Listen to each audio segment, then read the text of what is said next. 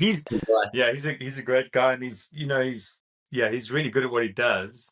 But he he's got a really good perspective and a really good medical background to him, which is pretty cool. Because like some people think like what we're doing is a little bit woo, and I think like neuroscience and modern sort of understanding of hormones and behavioral studies are starting to align, and we're starting to realize like, well, actually, we probably do need to modify the way we converse with people and create environments to change and safe places to, the real gurus of high performance now are all into sort of oxytocin and Yeah, what as a was high interesting, performance I liked hormone. it. Yeah. Yeah, sorry, man. No, You no cut problem. out a little bit there. I thought didn't mean to interrupt. One thing I liked about what you guys were doing, and one thing I respect about him is being from that medical background. You said something during the conversation where it was like medical practitioners are often taught just to focus or specialize on a smaller and smaller part of the body, Mm. and you can tell when you say that. Like, I reckon this is where things get woo woo for some people because you say that to someone in the medical industry and they go, "Yeah, of course." And then you say, "No, but everything's connected." And they go, "Oh, here we go. Like, we're definitely Yeah. about to talk about breath work." And what I loved about that is for him, it was like a natural progression of where the conversation should go. I Yeah. just finished Yeah. reading an awesome book. I don't know if you've heard of it. It's called Good Energy. It's relatively new, No. by Kelly Means. She was Yeah. like a former, she was a, I'm not sure what the actual name of this doctor is. She was like a sinus doctor, Yeah. and she was ahead of her class. She was dominating. She went in and she was doing like 500 sinus surgeries a year or something like Yeah. that. And then over the period of a few years, she started to realize that these surgeries that she was doing on people, like the people would come back in 3 years with the same problem. And Yeah. she's like, what am I doing? Like, Yeah. and her struggle was she was on $500,000 a year or something, Yeah. maybe not that much. And she's like, well, how do I say goodbye to this? But Mm. eventually she did. And she went down this, for lack of a better description, like holistic medical path. Yeah. And it's unbelievable. Yeah, I've recommended it a few times on the show. But yeah, I'm a really big fan of that holistic approach. And there was one thing that I was think maybe we could start the conversation from today. Another thing you said to Dr. Rangan was um, that you thought around about 90% of athletes or 90% of people in general aren't breathing correctly. And I thought, what an Yeah. interesting stat to launch a conversation from. Yeah. I'll put an asterisk on that and say 90% of the people that come and see me don't breathe well. Like it's really 8 or 9 out of 10. But remember, people that come see me usually have a problem. So we're dealing with a slightly skewed population or segment of the population. Um, and yeah, but and to just like let's say with the breathing, really really healthy breathing, in my opinion, is rare. And if people have it, I ask them why. What do you do about breathing? What's your thoughts on breathing? Do you nose breathe? Do you, and I mean, you could sort of create a checklist. And one is that they will probably nose breathe when they sleep at night. They're certainly not mouth breathers. A lot of them genetically have great noses. I don't have a genetically very amazing nose. Often these people have really big nasal structures and big intakes like a racehorse. And some of them do sort of some sort of breath work. So it might be sort of almost a little bit more genetic and luck. But what we find is, like, let's say, just to define it very, very clearly, when your chest goes up, your diaphragm should descend down. So for people that can see me, okay, so as I breathe in, your ribs need to go up, okay, and your diaphragm needs to go down. And one of the things I think people get into problem is one of the cues that has been sort of, let's say, it became a meme or viral, was to engage your belly button or engage your core by drawing your belly button in towards your spine. And that kind of tends to make the diaphragm go up. And so in my segment, I'm either seeing people, let's say, with chronic pain, back pain, a hard to fix injury, or elite athletes. And you probably find, well, maybe that's a skewed population, because a lot of athletes will reflexively tighten their core to create stability, and it impairs breathing. And, it's really tricky. It's a tricky sort of area to unpack. But I mean, if you're an endurance athlete, breathing is really important, and breathing should be uninhibited and open. And that diaphragm needs to go down, and it's not a given that it does go down. I mean, physiology will tell you it goes down, or maybe it goes down a little bit, but it doesn't fully doesn't fully excurse, I think is the right word. It doesn't fully go down, or it'll be stuck sort of on the one side. And you as a listener will know that that's you if your shoulders sit up near your ears. So when you're running, you can't really relax your shoulders. If you take a deep breath, it often comes up into your chest. You can practice that practically, like if you mouth breathe and take a deep breath in, you tend to draw air into the upper part of your chest. If you take a deep breath in nose breathing, you tend to find your diaphragm works a little bit more. You draw the air deeper, and we want to draw the air deeper into our lungs and have that sensation of diaphragm going down. But it's really, really common. And then just one other caveat on that. Just because you can sit down and take a deep breath in and your diaphragm expands, actually, sitting is one of the times it becomes a problem. If you're lying on your back with your knees bent and your breathing system's really relaxed, you might say, well, what's the problem? This is really easy. But that doesn't mean if we put you on all fours, you can breathe in and your belly button can drop down. And it doesn't mean if you sit where your sort of stomach abdominal contents are sort of tending to push your diaphragm up that you could do it. Or doesn't mean if you get out of a car after a long drive that your diaphragms really naturally functions optimally. So I think there is a bit of a range, and we're not talking absolutes, but yeah, 9 out of 10 people I would say is breathing is suboptimal on many different levels. And yeah, I created a questionnaire on breathing at one stage and had people fill it out, and then it is pretty interesting. Like people have more breathing issues than you might think. Just like who has sinus problem, who has blocked ears, who has hay fever or allergies, who has hiccups, who snoring. Like I don't know, there's a lot that you can go into if you have back pain, rib pain, chest pain, you know, um, if you gasp when you run. Like I'm now going to clear my throat, of course, because you're talking about breathing. You know, sorry. Do you gasp when you run? Do you pant? Is your breathing sharp and hard? Do you find like if you increase your exertion, does your breathing slowly increase, or is there a sudden step up point where like, oh, now it feels sort of out of control? And very few people can tick all the green boxes on something on a evaluation of your breathing. Yeah. So when you're referring to these elite athletes or these athletes who are coming in and speaking to you, are you speaking solely about their breathing just from a relaxed point of view, or are you speaking about okay, like when you start to exert yourself a little more physically, that's where we tend to see these breathing problems start to rise? I would say, look, on a spectrum. I mean, I know a few, I mean, a relative few, on one hand, athletes that have retired from the sport because of breathing disorders and anxiety, and it specifically usually shows up in the swim, or have had their professional careers radically altered by severe breathing issues. Um, at the elite level, I mean, I don't know, like guys that have broken Kona records, can't breathe in the prone position, which is in the bicycle properly. They can breathe upright, they can breathe on their side, they can breathe standing, but cannot get their belly to extend and their diaphragm to drop down prone.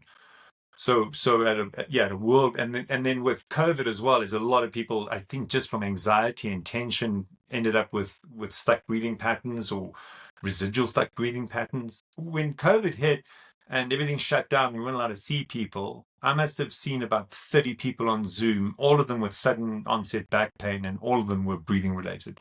So just the anxiety of getting the virus was upsetting their back pain, or maybe it's because they were at home or they were sitting more, sitting behind Zoom, but sitting and looking at a screen is bad for your eyes and bad for your breathing. There's a thing called screen apnea. There's breathing apnea. So on one hand, someone says, that's ridiculous. You can't say that. I'm talking about a bit of a nuance in this. Like, is your breathing perfect? Most certainly the majority of people not. And you might not think it's that big a deal. But, these things tend to play out. And what happens is if you have difficulty or obstruction with something at rest, then as we stress the system, those things tend to amplify. So if your breathing's a little glitchy lying down, then maybe it's fine on an easy run. Maybe it's fine on a moderate run. But as you start doing intervals and as you start stressing your breathing system, you might find that suddenly it starts being gaspy or less than optimum, or maybe maybe your cap on your blood on your threshold is actually the strength or robustness or resilience of your breathing. But what's very important, we see this with the triathletes, because I think of the swim start and it's kind of combative, and your face is underwater and you're getting kicked in the goggles or whatever, and under stress, you're trying to qualify for the Olympics, or you are at the Olympics, or like the stakes up. Then you see these breathing patterns start to emerge, and suddenly you go like, "Oh shit!" Oh, am I allowed to swear on this podcast? I Please, think man, you I'd be say, "Oh offended if you dear, oh didn't. dear, this is not great." Now suddenly you realize like I have a breathing issue, and the problem or the reality with breathing issues is that it's one of those things that tends to get inside of your head and then starts to amplify and get harder and harder to settle down. So it's kind of like golf, you get the yips. Now, you're so anxious about the start that it's almost inevitable that you're now going to have a breathing crisis or crisis. So it's all a very big range, like where are you on that spectrum? And like if I had to go back on wrong, because I did get a little bit of flack from some people saying that's absurd. I don't think so, What's absurd? well, that it's that high. People just say it's not that high, that number, But I did a questionnaire on a poll on Instagram, and I think about 40% said, "Oh, my diaphragm goes the other way when I take a deep breath in." Yeah. So it was Well, I 4 mean, out of 10. But I mean, yeah, flip them on their stomach and then see, or start putting them in different positions. Just because you can breathe in one position doesn't mean you can breathe in another position. yeah, And a as you lot of it, mentioned, like sorry, no, with sorry, man, go on. triathletes, let's say you're a runner and then you learn to swim late, it's almost inevitable that you hold your breath at some point in your while you're breathing, while you're swimming. So, it's usually it's the kids that were taught properly to swim when they were young, and like I don't know, when my child was taught to breathe, I remember the instructor used to say, "Bubbles, bubbles, breathe." And like I tell adults now, "Bubbles, bubbles, breathe. Don't hold your breath when you're swimming. You must either be breathing out or you must be breathing in. Don't go, you do that. Obviously, your diaphragm's going to get stuck. So, and then there's a huge correlation between back pain and breathing pattern disorders. It's like, the Czech physios, Jandra and them, I mean, they came out with 85% correlation between back pain and breathing pattern disorder. And 80% of the population has back pain. So I don't think that my numbers are crazy numbers. Maybe I should just start keeping a log and actually keep a record and do a little study on it, I suppose. Yeah, as you were talking about it, I felt like it's one thing that I feel standing here, I was trying to pay attention to it. And I think as I'm relaxed, I feel like I tick the box of what it Yeah. means to breathe well when you're relaxed. But I know for a fact when I'm in the latter part of like a harder workout, I catch myself from time to time. And it trips me out that I'm like, Tosh, you've been working at this for 25 years, and it's amazing that there's still little Yeah. glitches in the armor. Like it seems as though it's, you watch a Tiger Woods who was at the top of his game and he was still out on the driving range and he was still learning and he was just making, I guess he was just repeating that habit that he'd been taught forever because he didn't want it to Yeah. go rusty. I guess when I look at it like that, it gives me a sense of optimism because it's like it's not one thing that's just done and dusted and there you go, you're fixed forever. It's something that you just have to stay accountable for and make sure that it, I always say that it's really helpful just to monitor stress levels throughout the day because then you start to get like a bit of an idea of what a real sense of stress in your running feels like as opposed to how you feel when you're laying on the lounge room floor or whatever it might Yeah. be. Yeah. And when I Yeah. compare it to that, it's sort of like a magnifying glass to the things that still need improving. Yeah, and it's also mindfulness, and I think that the cool part of breathing, and I'm starting to be more confident in stating this is the way I try and help people with running is very much to sort of have a strong parasympathetic base, and so your sympathetic nervous system sits on top of a healthy parasympathetic nervous system. I think in modern life, given screens, cars, urban environment, and I think a lot of people are wired but tired or live in a sympathetic state of overdrive. And again, this is going to be a spectrum, so it might not be full on, but it's certainly more than it could be, right? You go and have a off the grid holiday for 3 weeks in nature, you're going to come back with a very, very different perspective on life. And, so how far removed are you from that?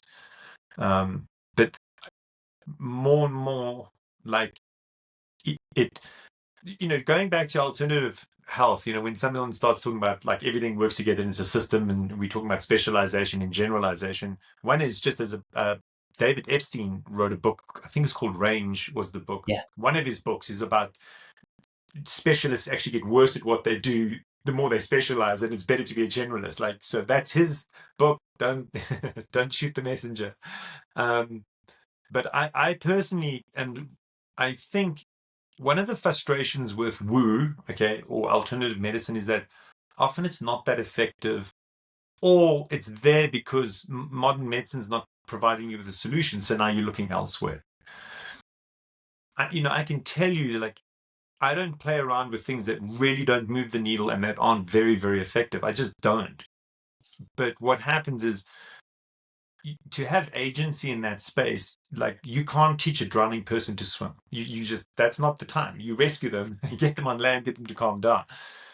So let's say, for an example, I was working with an athlete and they're very academic and very bright, and they have high retention when they read. So we know they're probably in a parasympathetic state or more parasympathetic when they're reading, because they concentrate, they're in a flow state. This is their comfort zone. They love books, they love reading, they love learning. Right. So I said, okay, we need to get into book mode now because we're going to do movements. And they were kind of wired and like excited and animated and not really concentrating and couldn't feel the movement. And a lot of athletes move. We talk about somatovisceral movement or central slow soft movements, which really is great for your parasympathetic nervous system. And a lot of athletes move exteriorly or outside in or braced or guarded and they find it hard to slow down and to move with sort of a slow, luxurious deliberateness, because everything's rapid and quick, because that's athleticism, right? It's very difficult to teach people how to move well if they do something quickly, because if you do something quickly, you'll do it the same way you've always done it before. So for her, it's really easy. We just say, no, we're going into book mode. She says, and once you explain it, she goes, oh yeah, now we have a calm person that can give and take and receive information, and we could proceed. And so I think it is interesting. We have strength in parasympathetic in our happy place or in general, but there's a guy called Dr. Doty. I need to listen more to him. And he's very clear. And he's a neurosurgeon and like a very, very renowned neurosurgeon. And he's way more, I'm talking about some sort of spectrum of parasympathetic and sympathetic, and he's way more like, no, no, no, no. You need to be in parasympathetic or you're not. Whereas I always thought the two coexisted. You know what I mean? So yeah, he's pretty like, no. And his big thing is as well is like almost like manifesting or creating change or creating the opportunity for change has to occur in the parasympathetic state, which is exactly what I'm telling you, just in a different way. So we can't calm our breathing if we can't slow down, if we can't find some sense of peace and quiet. We really don't learn. And if we don't learn, how are we going to change, and how are we going to take on new techniques, and how are we going to think rationally about it? People are really, really reflexive these days, and it's getting worse. And I think part of it was COVID had a lot to do with it, and social media has a lot to do with it. And so anyway, it's not woo, it's like serious neuroscience. Like you need to be calm and relaxed, and you need to learn these things so that you can change quicker and learn it in this accelerated rate. Because the difference is, you've seen it when you work with athletes. Some athletes, you just try again, and they just come back in a loop, and they're just stuck in that paradigm, And when it comes down to hard to fix injuries, like you have a breathing pattern disorder under stress in a race, you really have to be comfortable in that space, and you really have to do a good job, and you really have to move the needle. And so you I don't know. It's an interesting thing. But whatever you as a therapist or coach or a run coach, however much you've learned and integrated in your body is your capacity to teach someone else. And so it is interesting. You have like coaches saying dogmatically, do as I say, not kind of as I do. And it doesn't land as well with, when you in the presence of someone that's pretty calm and creative and fluid and understands the stuff, you just go, oh, well, why wouldn't I? Why wouldn't this be easy? When they really know what they're talking about, when the cues are on point. But I think I know I'm rambling on a lot now, but I'll close off with, I think my sort of one of my themes for 2025 is replacing running cues with running mantras, because a mantra is something from internal and it comes from within, and you understand it means a lot to you, and that can help you be an author of change. Whereas running cues are often someone else's external judgment on what's wrong with your run, and then you're working on that. But that's more of an externality, and I really want to get into a place where I think it's really important and healthy that people start to be proactive and let things fall into place rather than always reacting and sort of playing whack-a-mole in running, because you're always on the back foot, and it's just, it's not the way. For sure.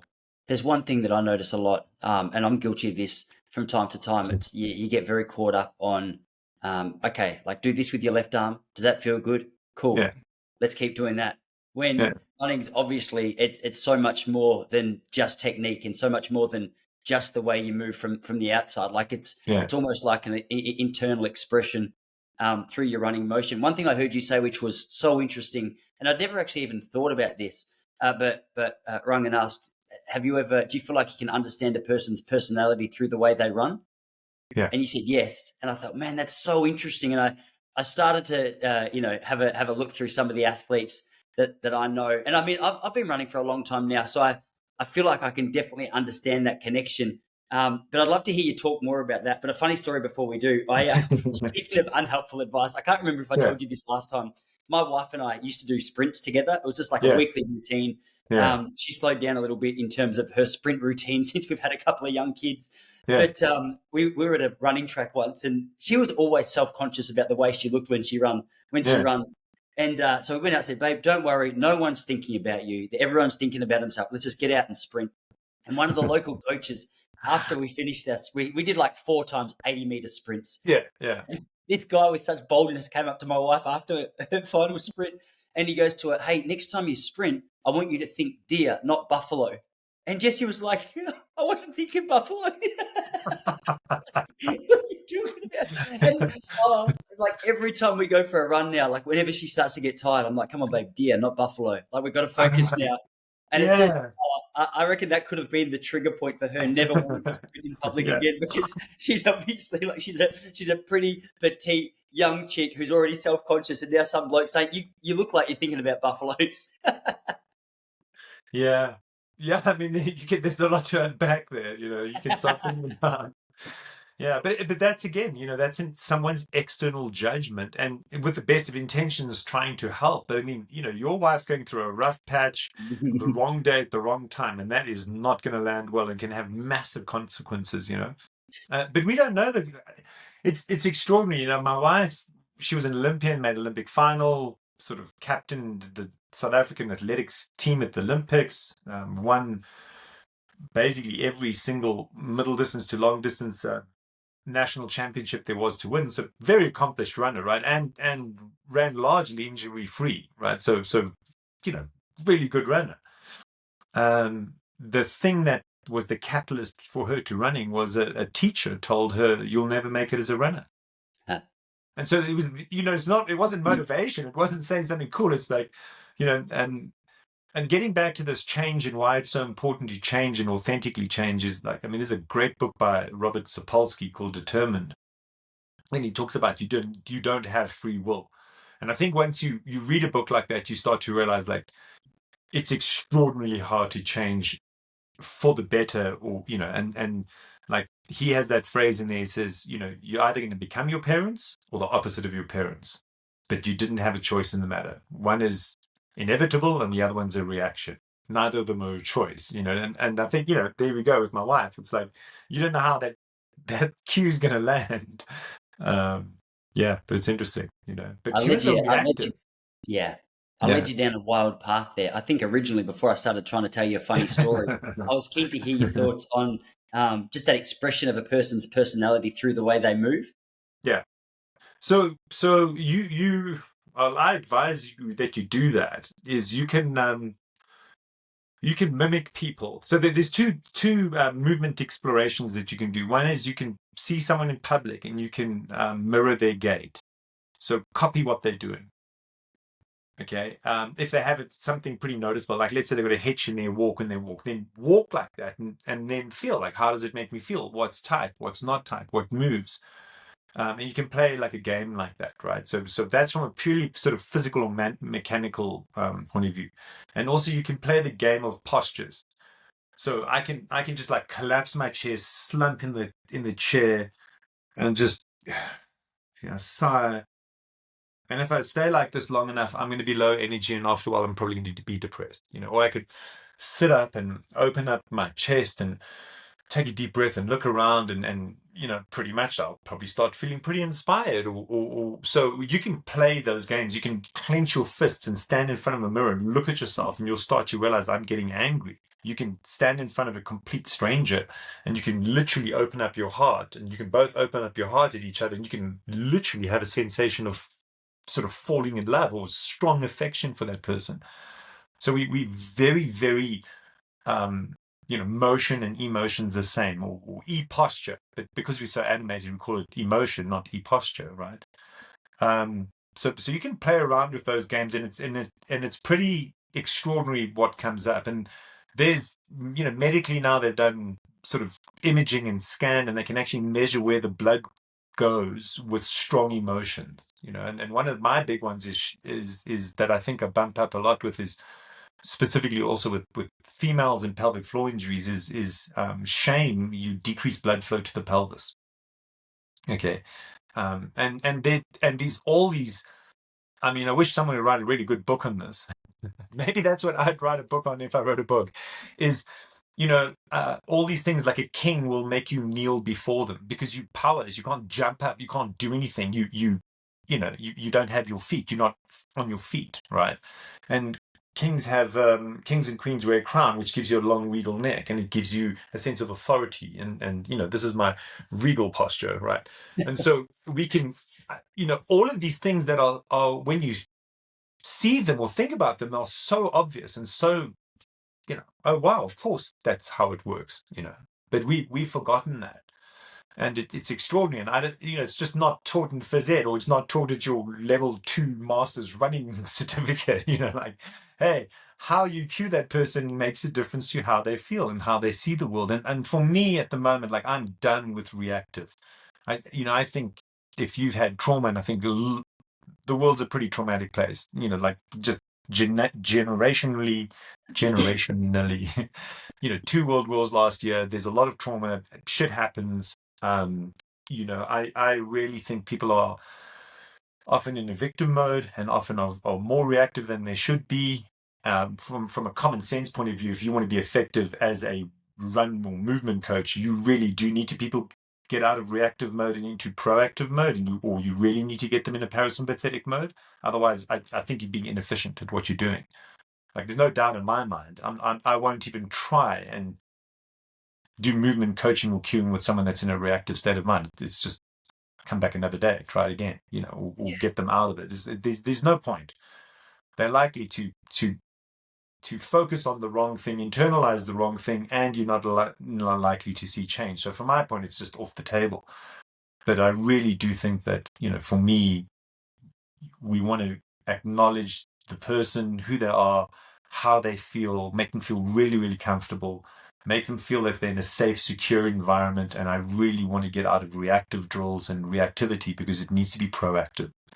I think it's important on a much bigger level than just being good at what you do.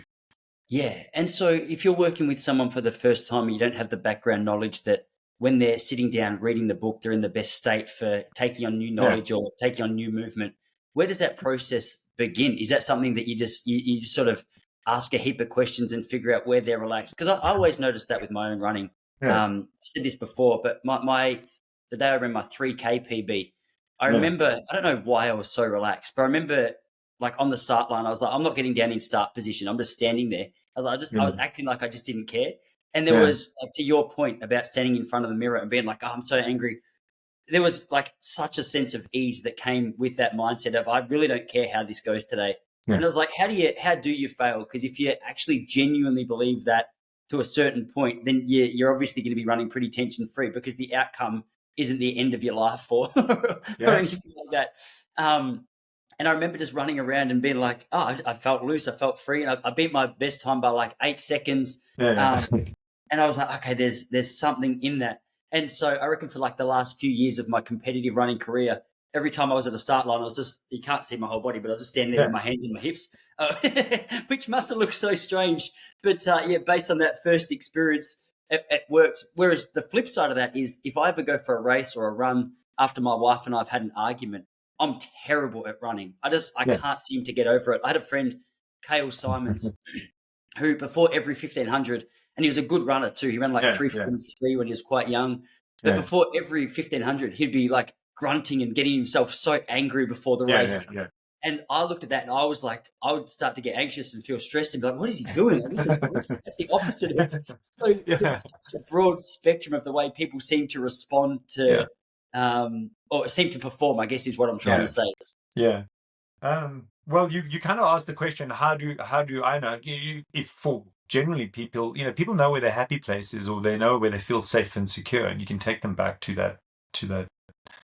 You can just say, when are you safe and secure, and when do you feel your nervous system? It's like training a dog. Like imagine you have a rescue dog and it's anxious and uptight, and you want to stroke it or pet it, and it's going to bite your hand. You have to teach it to trust. You have to get it happy and relaxed, and then you can teach it tricks. Humans are not different. So you got to kind of ask, like, well, what's your happy place? Like, or where do you, and really try and, move them towards that. And you think like, the world's changing as well. I mean, what was applicable in the 70s or the 80s or the 90s or coming out of World War II in coaching, you did as you were told, and this is how it's done. And people, like you look like Salazar. I don't think Salazar changed as much. I think the world changed around him, and he pretty much stayed consistent. And and now he's banned for life because he's totally inappropriate. So I think the world is changing, but I mean, I don't see the textbooks changing as quickly as the world's changed. So there's that as a notion, and I think you or the run coach or the person trying to help someone else, you really need to walk the walk. It's no good rationalizing these things. You're going to get it wrong, and the more the more you heal yourself, the more you can help other people. So I think it's a bit of a two-way street, and after a while, your intuition starts getting better, your ability to read people. I don't know if I read facial expressions very well, and I don't know. I have some problems with, personally, like my wife can just, I mean, her sense of her instinct to read a person is extraordinary. I'm not sure if I have that, but once I communicate with person, I do think I've been doing it for so many years. Your intuition gets pretty good, and you can really nail it down quite quickly. Certainly, when I started as a chiropractor, I mean, it used to take 2.5 hours to do an interview and work up a patient and do all the tests. Later on that dramatically drops. You just start to, your questions more and more on point, your screening gets more on point. So I suppose if you just keep practicing, you get better at it. Yeah, such a good point. I just finished reading Tom Brady's book TB12. Yeah. I'm not an NFL fan, but I've Yeah. become a Tom Brady fan. I first Oh, okay. sort of got interested in him by default because I watched the roast of Tom Brady on Netflix, and I was Yeah. like, well, I just kind of loved a guy at the top of his game, or who was at the top of his game, just getting shit from some of the world's best comedians. It was so funny to me, Yeah. and I thought, okay, like obviously there was money Yeah. in that, but there's also like an element of good nature. Like you got to be pretty Yeah. bold to sit up there and have the best comics roast you. Yeah. And so I sort of went down the Tom Brady rabbit hole just to learn a bit about him. And his book is so interesting, man. So I don't know if you've read it, but he No. speaks about how he's achieved such longevity in the sport of NFL. Because he explains that the average NFL player, I think he said it's like a 3.5-year career. And Yeah. often it ends due to injury. And Yeah. when you think of such a high impact sport, it's like, oh, that makes sense. Yeah. But he explains that as a quarterback, I don't know if this was his professional career or his career. It must have been his professional career. He played for 20 years or thereabouts. Yeah. And hearing him talk about how he did it is so fascinating. There was one particular thing that he spoke about that I was keen to pick your brain about. On top of everything you would expect, sleep, nutrition, recovery, hydration, like all the stuff that we know when people speak about longevity or just general health. He spoke about the word that was mentioned more than any other word in his book was pliability. Yeah. And I'm still trying to completely wrap my head around what he means by it, because the way he explained it to him, I think is different to the way that it applies to a distance runner.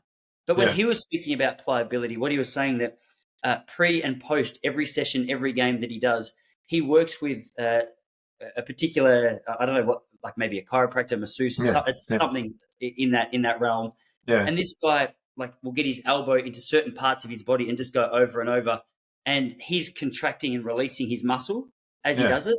And through that contract and through that release, he's explaining that he's training his mind to be relaxed upon impact.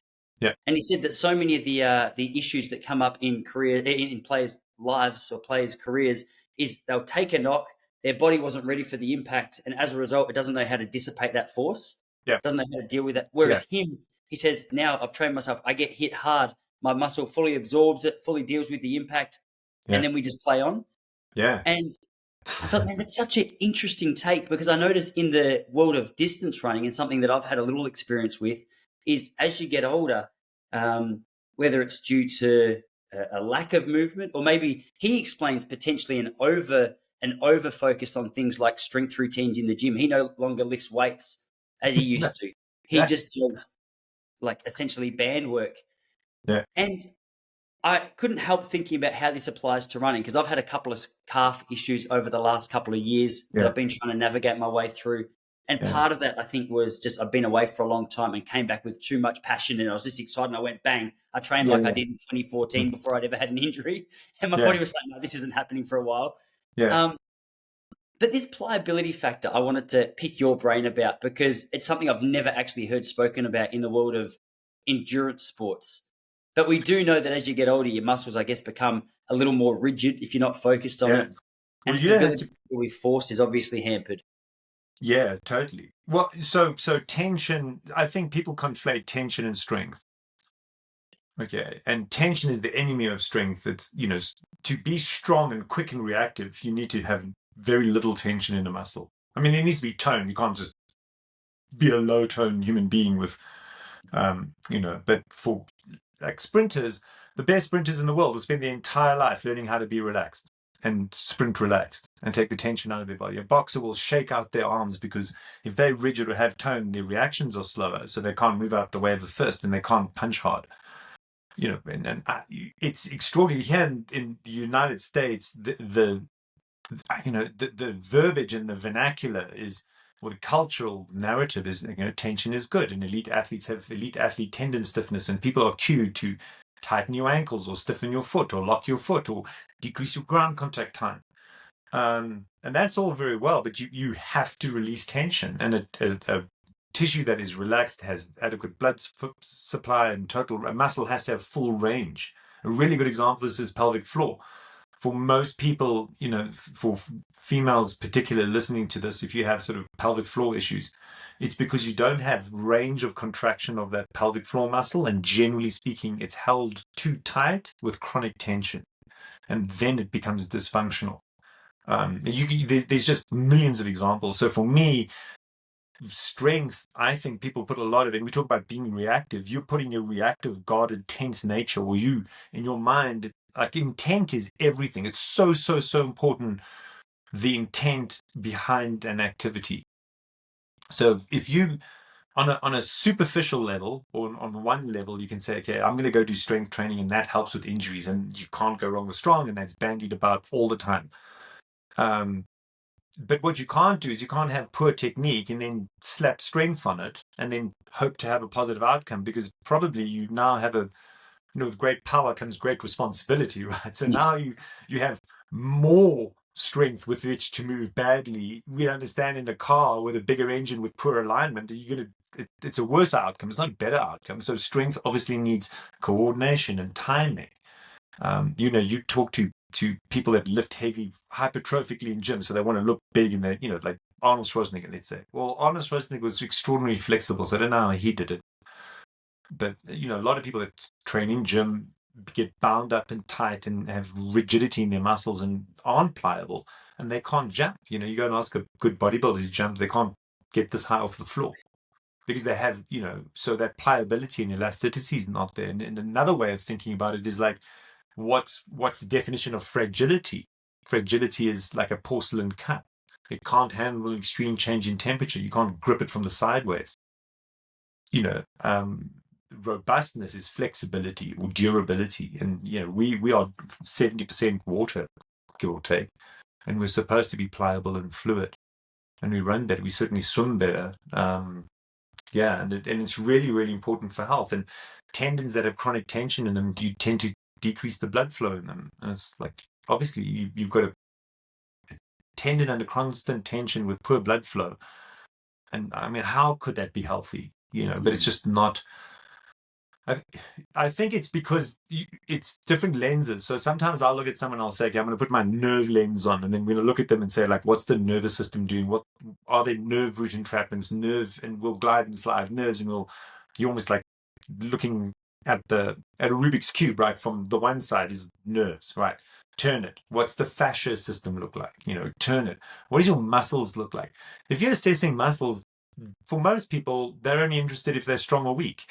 And there's it's one really small part of this whole fascia tendon nerve integration, and why they're weak. Maybe your hips dropping because of most of the time you can solve hip drop way quicker by teaching the person the correct timing and shape of running than you can by strengthening the glute medius. It's far more effective, far quicker. I mean, it can happen in one run. You're going to go and strengthen your hips in the gym for quite a long period of time. But what gets in the way of strength, especially for runners, is like when we do strength with runners now, I tell them, if you're going to lift heavy, there should be no sensation of muscular effort.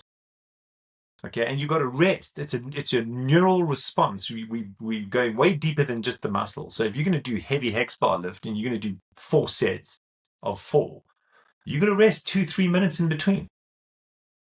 And no endurance athlete, like your work ethic doesn't allow you to do that. What do you mean I'm going to do 4 reps and walk away, and it's not that heavy, and I could certainly have done another 4, and now I've got to rest for 3 minutes? It's just like, I want to feel the burn. I want to suffer. I want to feel blood lactate. I want to feel the muscle burn. And, here you're just doing explosive walking, then walking away and then resting properly. When you come back, it must be as though you haven't even lifted. And then you lift again, and it doesn't feel like you've done enough. And you do 4 sets of 4 and you walk away and you think like, well, what was that? That's not work. The last time you rested 3 minutes between reps was when you did a 20-minute effort. Yes.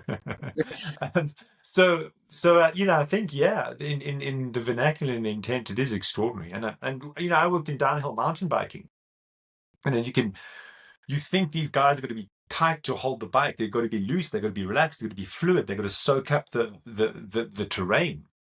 I worked with the one. He's actually the current world champion in downhill. I worked with him years ago. And he had a guy that did telemetry, and we corrected his biomechanics, stacked up his joint and helped him a bit. But the guy measuring the telemetry said his body had changed by 15%. And I said, that seems a little because we did a lot of work. And he says, no, that's a lot. So I said, well, how much? Give me a representation of what 15% change in body biomechanics on a downhill mountain biker looks like. He says 15% is more than the bike has evolved in the last 20 years. So from, narrow bars, rigid shocks, tiny tires, to the big full dual suspension downhill big rigs, his body changed more than that. But that's all pliability, flexibility, adaptability. You tighten and you lock your body, and you're going to go into a tree because you can't corner. You have to be fluid. You have to take. And I'll tell you another cool story. I know I'm waffling on a bit, but I'll tell you a cool story. You talk about back pain and the cause of back pain and glitches in your nervous system. I had a young cyclist, and she had very bad back pain at 21, and you shouldn't. You shouldn't have bulge discs at 21. Like, if you're going to have disc bulges, it should happen in your 30s, mid 30s to 50s, right? So no, she's got very severe symptoms, and we treat her to get out of trouble, and then she crashes again, and she mentioned she always crashes on the same side. So we do a little bit of screening, and one of the things we did with mountain bikers is we'll have them tumble over to the right and tumble over to the left to make sure that they can bail out both sides. Because if you have, they have multiple traumas, multiple concussions, lots of injuries, and you can get fearful or guarded or whatever. So we do this with this young lady, and she can do it roll in on a mat, really, really safe. Like just roll over her left shoulder. We get her to roll over her right shoulder. She says, no, I can't. So I said, what's the matter? And she's like, she can't breathe. She's anxious. Her breathing is short and guarded, right? So that's the first cue. We could pick it up in the breathing pattern. Okay. And so I said, okay. So I said, we'll just take a moment and said, something happened probably in this situation. So see if you can just sort of close your eyes and Mm. feel what emotions come up or what comes up, or do you know what upset you? And she says, oh, no, I know exactly what this is. So when she was 11, her dad went down a single track, sort of technical section to see if it was okay, stopped and said, you're fine, come on down.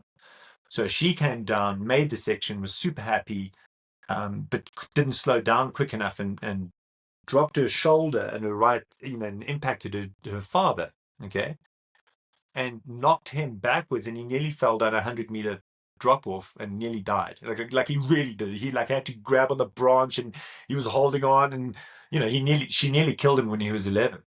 So now you've got, you know, there's your there's your elite sort of cyclist with back pain, needing back surgery, and crashing always on the one side, and her neurological system totally glitches every time she gets into, right shoulder turns, or she turns towards the right, her nervous system goes into a state of panic. And why wouldn't it? And so that's also a lot of with breathing, is you clearing out these glitches, these learned and acquired traumas or inappropriate responses. So when you do mobility, you should breathe through your mobility, and always pay very careful attention when you hold your breath. If your breathing suddenly hitches, so you're going, and then, and again, that's why you do not want to hold your breath, generally speaking, when you do endurance sports. Wow. So when you say mobility, are you referring to just general stretching, yoga? Because that's one thing that I got confused about reading Tom Brady's book. I'm like, Yeah, I've been in the sport, and I'm actually quite interested in flexibility and quite yeah, interested in just muscle health naturally. yeah, But I'd never heard of pliability, and now I'm like, okay, here's a whole other rabbit hole. And then I yeah, signed up for an app, and I'm like, oh, this is just. It feels like I'm just doing yoga, but doing less of it. Like yeah. I'm trying to understand exactly what I'm doing. Yeah, for me, we do mobility. I do very little stretching. It's moving in a safe and secure way through different positions, and you opening doors. Yeah, From stability comes mobility. So learning to stack a joint. Like a lot of people don't know how to stack their joints, or don't know how to stack their posture, and so muscles will be inappropriately stabilizing. Like, let's say your head's really, really heavy, right? So we're sitting here, my posture's not the best. Your head weighs what I have a heavy medicine ball. Let me see what this is, 5 kilograms. And so it's a little bit less heavy than your head. Okay. So I can hold this for a long period of time like this. As I go forward, I almost can't hold it. yeah, And now what? I've got muscle tension. So massive amounts of tension in your body are compensation mechanisms. People's tight hamstrings are tight because your pelvis is so twisted that you'd fall on your face if your hamstrings weren't pulling you up. And that's why sometimes you stretch your hamstrings, you get back pain, because they were inappropriately doing a job that they're not designed to do, but they were doing some other job.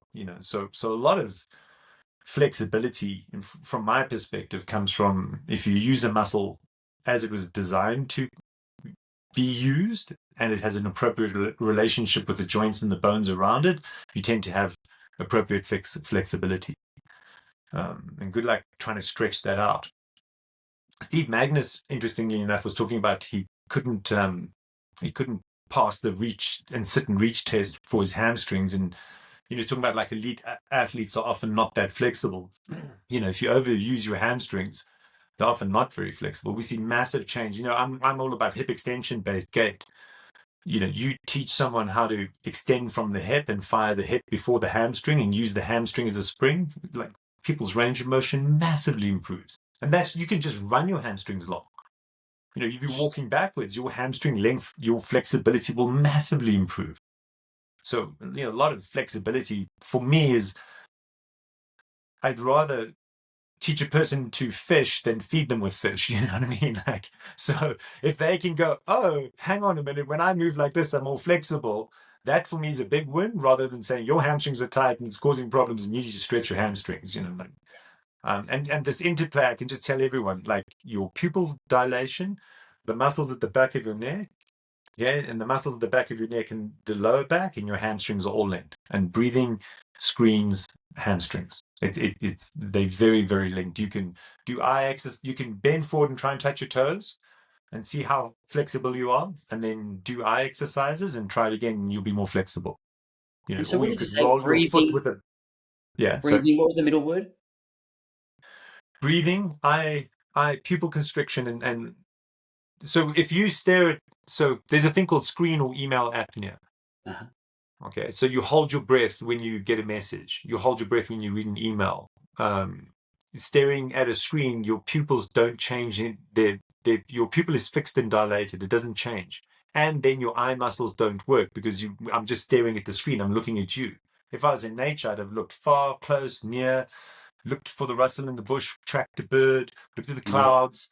Okay, so that staring at screens affects your breathing because of the relationship between your on one level, your eye movements. So eye tracking is linked to the muscles at the back of your neck.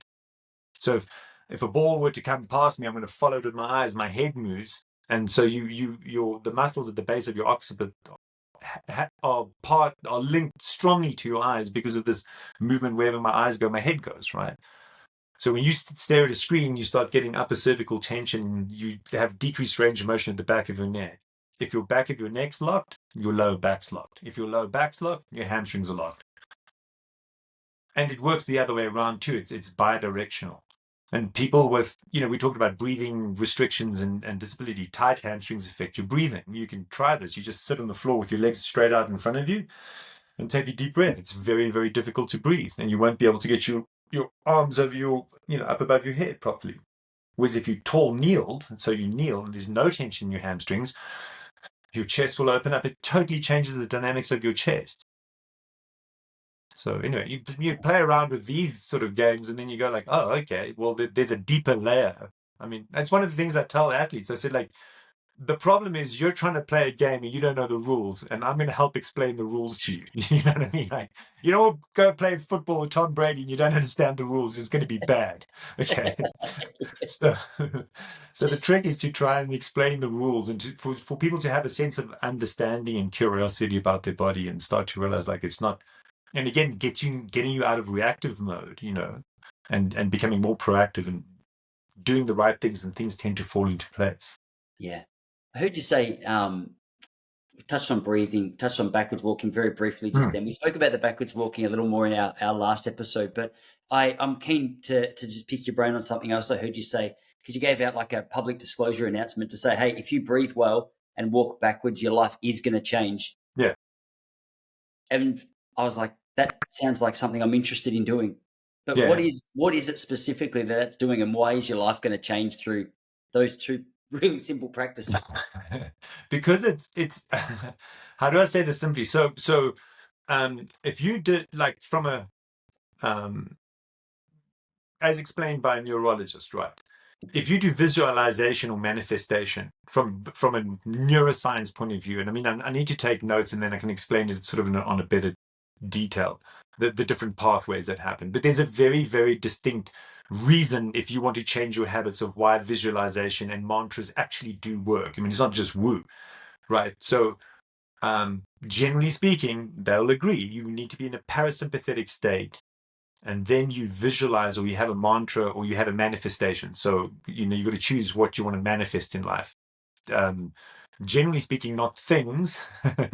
Like you want to be of service. Humans need to be of service. We grew up in small cohesive units. We need to serve each other. You'll be your happiest in your life if you're serving other people and doing benefit to the community around you. That's just 101 neuroscience, right? So along those lines, when you walk backwards, generally speaking, it helps people's parasympathetic nervous system a lot. And if you work on your breathing, you start to be more parasympathetic. If you can, so let's say Taylor Nibb walks backwards, and she sort of said it publicly, so I'm not saying anything she hasn't said, but it calms her down. She literally walks backwards because it calms her nervous system down, right? She finds, and it's common with people, it happens a lot, right? So we're walking backwards, it changes the way you run, it makes you in a more parasympathetic state. you start to link that to your breathing, and suddenly running changes, because now running becomes a mindful or meditation act. You're doing a hard thing. It generally gets harder and harder, but you push through and persevere. You're setting up from your whole feedback in terms of, neurochemistry again, is like if you do hard things, that's how you have a healthy do a thing, get a reward response. Generally speaking, that sort of segue is what creates this positive change in your life. The parasympatheticness, the change in your gait, the fact that doing a hard thing with ease, you tend to start finding a sense of ease in life. You tend to think like, this is hard, but it's not that hard, or I'm not straining, or I'm not striving. And I think the biggest deal is like, you need to have agency in the world, and you need to shape and create the world. And you do that without immediate expectation. So that's delayed gratification, let's say. And once you're practicing that, like every time you run, suddenly you're going, oh shit, I'm manifesting and I'm meditating, and that's running, and I'm doing a hard thing. And you start to go, okay, doors just start to open up. A drowning person has very, very few options, and he has really shitty instincts. Okay. Like, I've reached out my hand to a drowning person. I'm a skinny guy. He was a big beefcake. He'd done a lot of gym. There was ego, pride. Didn't want to get seen to be rescued on the beach. He just turned around and swam straight in the rip current where the rocks were. I mean, now he's endangered my life, his life, the lifeguard's life, his friend's life. Like, it's a really bad decision. Why? Reactive, can't think, hyperventilating, ego involved. But when you calm down in your parasympathetic state and you're competent in your field, you have a totally different experience, and you start to make really good decisions. And also you start to recognize, oh, that person that's holding his hand out, he's there to help, and I can accept his help graciously. And so people start to see, like, if I don't know, if I walk in a crowded room and someone calls my name, I'm going to turn around and listen to their name. Or if I say to you, look around your room and try and remember this, then I say, look around and notice everything that's red. Once you're looking for red, you'll find all the red objects. But if I have to say, well, how many red objects are in your room, you have no idea, right? So once we start changing our view, our mindset, the way we move, and we start having agency in the world, and we start being, we start to see opportunities. And once you, in parasympathetic, is oxytocin's a really, really good high performance drug. It's the drug of trust. So once you're in a trusting and safe environment, and you start practicing trust and safe, you start trusting others, and you start to see the opportunities, and you trust them. And it literally reframes your whole world. So I It's think that's how I'm explaining it. it's awesome. Yeah, I before I let you go, one of the I used to be a really big fan of. I mean, I'm still a big fan, but particularly in high school, I read a lot of Tony Robbins' books, Yeah. and he had a few checkpoints just throughout the day. If you're feeling rubbish, if you're feeling stressed, he would go, you start, okay, what are you focusing on? What's your physiology doing? Like, to your Yeah. point earlier, he's like, we all Yeah. know what confidence, we all know what depression looks like. Yeah. The language that you're using, like how you're talking about your situation, or how you're Yeah. talking about yourself. And then, like, the story that you're telling yourself. This is kind of different. This is like when you're trying to achieve something now, but like the story, the strategy that you're using, and the state that you're going into it. Yeah. And so whenever I'm feeling overwhelmed or stressed, I go through that sort of checklist. And I Yeah. feel like just by nature of the conversation, as we were talking, I was just putting different things into different categories and seeing where I fit. But I mean, it just makes so much sense that if you want to perform better in any part of your life, whether it's Yeah. just with flexibility and mobility to your triathlon performance, that you sort of have to have a tick, or at least an attempted tick, next to a lot of these markers. Yeah. Well, I'll tell you something really interesting is, so, we talk about the flow rope. And so the flow rope, you're always moving from the center out, which I think is the opposite of reactive, or moving from the outside in. Or like, novice hits a golf ball, they'll hit hard with their hands and their core hardly moves. Whereas a really good ball striker, their hips are way ahead of their hands in the club face. You're moving from the center out, like things move from the out. And rope flow really helps with that. And also, again, just like backward walking, for some people, it really, really helps calm their nervous system down. I think it's got to do with the mobility of the sympathetic nervous system in your thoracic spine. But anyway, it calms people down. I've had numerous people, and also it releases tension. So you talk about this held tension, and often, we store deep held tension. You talk about pliability in our spine and deep trauma in our spine. Bessel van der Kolk, the body keeps the score guy, is pretty adamant about that, right? I've had numerous people. So I didn't know this. I had to go and research it and try and read up on it. Some people don't have an internal voice. So that, I have an internal voice that speaks. Okay. So some people don't have one. So I've had, I think, 2 or 3 people swing the rope said, I suddenly have a voice inside my head that's talking. Okay. They became aware of their internal voice. And I was like, okay, wow, that was really interesting. But what happens remarkably often is people become aware of how negative their internal dialogue is from swinging the flow rope. That's happened like 10, 15 times. People have said, I suddenly realized how negative my internal dialogue was. And that's also, that's almost when you become self aware or more self aware, or, um, the pause between a stimulus and a response. And you start to realize, oh, that's actually inappropriate. And then that's kind of like, that's also one of the reasons why things will change is, people start to become more self-aware, aware of the dialogue. And then again, you're using a fantastic tool of running is you're using running to change your internal dialogue and to change your life. I've recently become sort of online buddies with Chris Evans. He's a Virgin radio DJ. He has a breakfast show. He cleaned up his life. He's a big party animal. And I cleaned up his life. He's sober.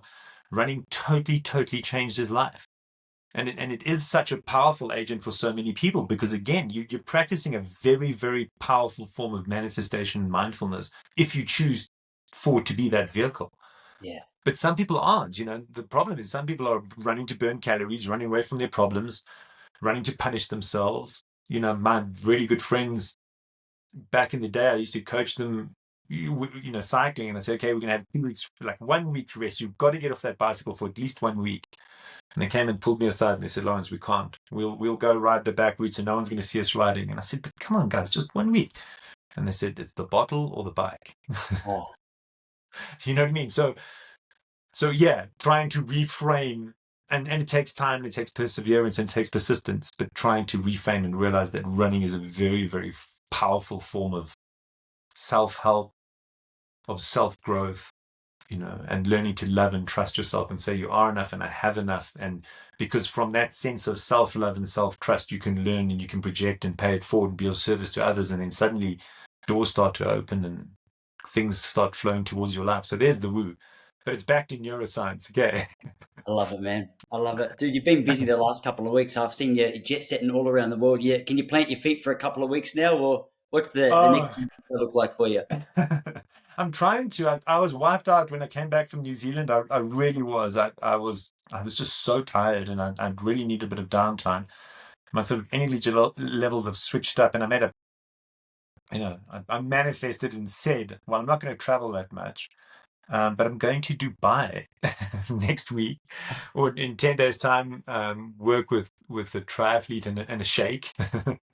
um, and then, yeah, I mean, I'm trying to. I want to ski a bit and spend time, and I've got work to do on my online community. Yeah, so I'm trying not to travel, but it doesn't look like it's panning out so far. I'm going to learn to say no. Man, I really appreciate you coming back on. I've been looking forward to it. I know we were back and forth a little bit trying to make it happen, but Yeah. yeah, it's always a blast. I love it. I know the listeners absolutely love it. So I'm sure this will be no different. So thanks, brother. Yeah, thank you. And how's your comedic act going? Dude, it is so addictive. So I live about an hour and a half out of Melbourne, and Yeah, so I'm down there 2 or 3 times a week. I always say that a lot of the energy I used to put into like my competitive running has sort of yeah. transferred across to comedy. But Oh, that's it's amazing. interesting because I would say from my running, I came at it from like a very discipline based. Like it was easier because you could go, okay, well, this is what my training session looks like. Yeah, Here's the event that I'm training for. Whereas with comedy, you can sit down and try and write for an hour and you just get nothing.